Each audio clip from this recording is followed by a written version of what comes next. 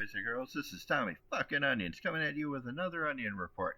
So I got a little update for all of you in the Onion Nation. It looks like my case with face twatter is going to go to trial. I mean, the lawyers tried to get me to settle out of court for some bullshit $50,000, but my lawyers at Hammond Law have assured me that I could easily get $5 million and get my account back.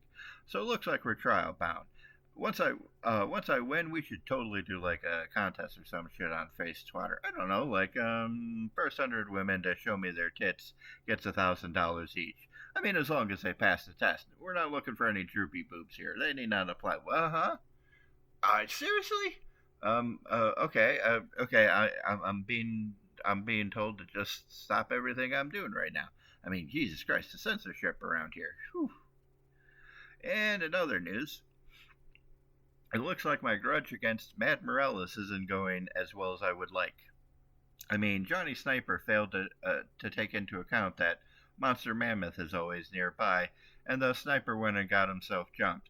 God damn it, I mean, it seems like everyone I contract to try to break Morales' face for me is running into a brick wall called failure. I think I'm gonna have to try talking to my guy Frank Windsor at this point and see if he'll do it for me. I would teach the little bitch for thinking that he can jump me and get away with it. I mean, normally I would say that Frank should beat this guy until his mother doesn't recognize it, but I mean, come on, have you seen Morales? His own mother would probably call the cops on her. I know, that's what I told her to do last night when I was shagging her. However, speaking of Morales, it was pure bliss watching him lose the CWF Elite title to Cara Reinhardt. I mean, it was a battle. Actually, if I'm being honest, it was more like a war between the two of them and half the goddamn roster. I mean, everybody was making cameos in this match. But despite all that, Morales tried his hardest to keep the belt, but just wasn't good enough. I mean, it kind of reminds me of what his mom was doing last night to try to keep me there. But I mean, come on, folks, I had shit to do. I mean, let's be honest here. Matt's mother is kind of a stuff it and run kind of gal. You know what I'm saying? Yeah, I think you guys know what I'm saying. Anyways, Cara did kick his ass, and that was a bright spot of the show. And for that, Cara, I promise I will feature you when I get my Face Twatter account back. Now let's get to the business of the actual upcoming shows. Vanguard is coming at you live from St. George, Utah at the Dixie Center. Sounds like a nice little place, but you'd think an arena called the Dixie Center would be further on down south. I mean, whatever, it's not my business. The first match on the docket looks like it's going to be Terry Martell, who I'm told will actually be showing up this time to make his debut against Mysterion. Now, I don't recall the bullshit reason that Terry gave for not making it to the arena last Vanguard, but apparently he's convinced the powers that be that he's actually going to show up this time. I don't know if Mysterion's going to be ready to wrestle given what Samuel Drago did to him at the last show, but I'm sure Mysterion will give it a go if he's able. Given the potential injury situation with Mysterion, I'm going to have to say that Terry's probably got the edge in this match, but Mysterion has been known to surprise us from time to time, folks, and not just by who he's going to be this particular match. He does occasionally win once in a while. That brings us to the second match on the card, which is going to be Malachi Tepes as he takes on Bit Luchador's daughter, Aaliyah Anderson. Now, I haven't seen Malachi in action before, but I mean, looking at his profile, it seems to me like this guy's a brute, and possibly a sadistic one at that, and that's bad news for Aaliyah. I mean, this could be the only time we see her before she's moved to the long-term care facility where she's going to have to recover for quite some time. That'll, of course, lead to the question of what Bit Luchador will do to avenge her. I guess we'll have to wait and see on that, folks. But this match should be all Malachi Tepes. Now, the third match of the night, we've got Samuel Drago taking on Lady Lana Hill. And I mean, I gotta ask, looking at this match, is somebody trying to punish Lana without saying that they're trying to punish Lana? Because it looks to me like somebody's trying to punish Lana without saying so. I mean, Samuel tore through Mysterion last Vanguard, and I'm pretty sure Mysterion's got a concussion after that match. So Lana should be in some serious trouble here. Then again, with her new attitude, and more importantly, her new friends, she might be able to pull a surprise and come out on top on this one. So this is definitely a match to keep your eyes on, folks. The next match of the night, match number 4, is Eero Waters as he takes on Zolothak. Now, Eero has been down on his luck as of late, and when I say down on his luck, I mean he's getting his ass kicked by everybody. I'm pretty sure I've seen the janitor beating the shit out of this guy and taking his lunch money. And don't get me started on Zolothak. I'm not even sure how she still has a contract here. I mean, she threatened to kill the last stagehand who called her by her legal name, which I'm not going to say here because, unlike Valora, I'm not freaking insane. But anyways, Zolothak's been on fire recently, and Eero Waters has been getting his ass handed to him. This should be a one-sided brutal match. That's what it looks like on paper, but the CWF does tend to surprise us from time to time, and even if it is exactly like it looks on paper, it's still going to be fun to watch the violence, folks. That brings us to the final match for Vanguard, and this has got to be the most explosive main event that I've ever seen on Vanguard. I mean, look at it. You've got Rob Riot, the 4 wins world champion.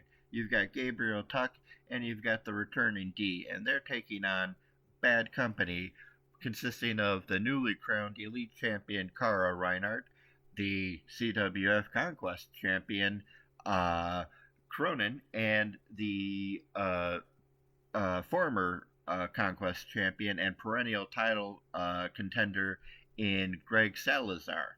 I mean, there's not a weak link to find in this match, folks. You've got 6 top-tier fighters. All of these guys could easily be title contenders for just about any title you can think of.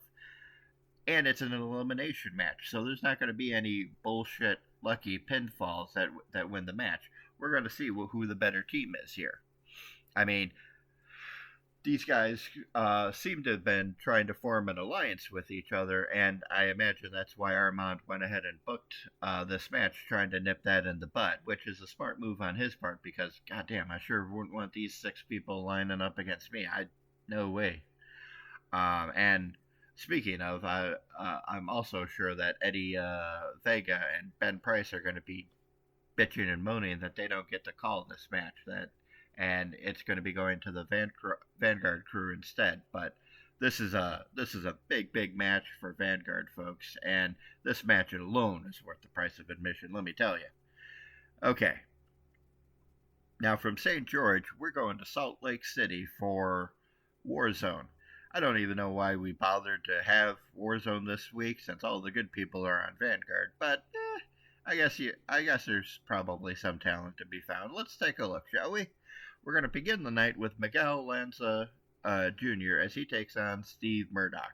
Now, Miguel is over being possessed, I think, maybe? I mean, I don't know, folks. I was watching that match with Father Nathan, and it started off as a wrestling match, and then it turned into, like, The Exorcist or some shit. I mean, I kept waiting for the old priest and the young priest. I mean, Father Nathan is supposed to be one of those, I would imagine, but I don't know if he's the old priest or the young priest. Anyways, I mean, it's really weird. There were some people backstage who told me that Jasmine was calling Miguel a Kuth before they went to the ring together. Now, I mean, I'm not religious. It seems a bunch of bullshit to me, but I am going to say that I don't know shit about what the hell went on in that match. It was just some weird shit. Meanwhile, Steve Murdoch, on the other hand, he's trying to recover from losing the 4 wins Maelstrom title to Tarask. So I'm sure he's going to be in a bad mood going into this match, and you've got 2 people who are going to feel that they've got something to prove. So this match could get bloody, folks, and it's going to have to, because Warzone really needs the entertainment value. Now, the second match of the night is the team of Envy as they take on Pacific Rim, who I didn't even know was on the roster anymore until they showed up in the Elite title match. Now, this match, I think, could go either way. I mean, on one hand, you've got Aklat and Kalia. They've been out of action for a few months, so there's probably going to be a lot of ring rust. And let's be real. I mean, were these guys that good anyways? I mean, Kalia, I mean, the last time we saw them in a ring, in an honest-to-God match, Kalia was running away from Kara Reinhardt as fast as her legs could carry her. So I hope she's gotten over whatever mental hiccup she's got, and these two are ready to fight because they're going to need to be ready to fight when they take on Envy. I mean, this team looks pretty solid, so this match really should be kind of like a coin toss. But we'll just have to watch and see. Now, the third match of the night, that begins the that's going to be the NKO being in the ring. We start off with Trilisa Peral as she takes on Eddie Williams. Now, Eddie Williams was quoted as saying that he wanted the NKO people to stay out of his way, and now where are they? Well, looks like somebody's put one of them right in his path. I guess that means he shouldn't run his mouth. I mean, don't get me wrong. I hope he wins the match because I'm pro bastards, but I wouldn't be the one tempting fate by telling Armand von Cross what I do and do not want, especially since as of late Armand has been challenging Felora's match booking abilities. That brings us to the fourth match of the night, and that's going to be more of the same. We've got my guy Frank Windsor taking on Mad Morales. Now, I don't know why these two have a problem with him, but hey, since I want Mad Morales taken down a few pegs anyways, I'm all for this one. And from what I'm told, Mad Morales has used his connections with Armand to get himself this match, which that seems a little suicidal to me. But hey, again, I want Mad Morales to suffer, and my man Frank Windsor looks like he's about to put a hurting on him. So I'm definitely gonna be here to see this match. I can't wait to see it, and I hope Morales wipes the damn mat with him. And finally, that brings us to the main event for Warzone, which is going to be Wicked Cat Hale, and she's going to get a Valor title shot against Monster Mammoth. Cat did well against Zolothak, but can she do well against Monster Mammoth? I mean, he smashed Carly Nash at his first defense of the title. Is he going to do it again in this match? Will Morgan Decker make an appearance? Hell, what about Zolothak? Will she get involved? All these questions and more will be answered in this match. But I still think Monster Mammoth makes, what is it, like 3 Cat Hales in size difference at the very least? I mean, this could be horribly one-sided, but I will give Cat credit. The girl has heart, and she doesn't know the meaning of the word quit, so this is definitely going to be the biggest challenge to date, and I mean that as a total pun. I mean, this man literally is her biggest challenge. And that's going to be all for this week. I'll be back next time, hopefully with a few $1 million in my pocket, and the pics of a few thousand women's boobies in my inbox. Until then, this has been Tommy fucking Onions. See you later.